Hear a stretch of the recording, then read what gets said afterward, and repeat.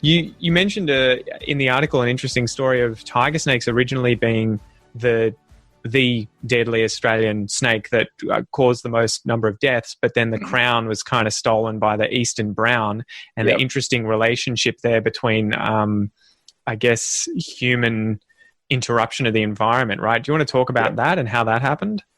Yeah, so basically it comes down to urbanisation. You've got, when early settlers came to Australia, the ecosystem was intact.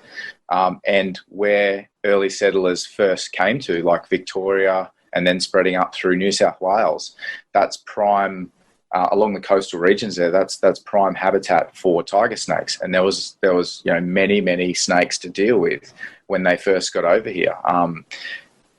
Once they realised that these animals were dangerous, they feared them. They didn't have this problem to deal with in England.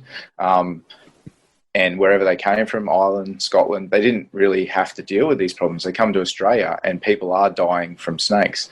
So where they settled was a hotspot basically in tiger snake distribution. So tiger snakes used to account for the most amount of deaths. And then tiger snake anti-venom was invented. So that was the first one because it was obviously killing the most amount of people.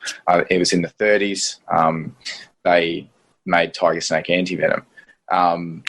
Then, if you look at today's, we've got anti-venom for all of our dangerously venomous snakes. So no matter what snake you get bitten by, you go to the hospital, you're going to get given anti-venom that will cover all the snakes.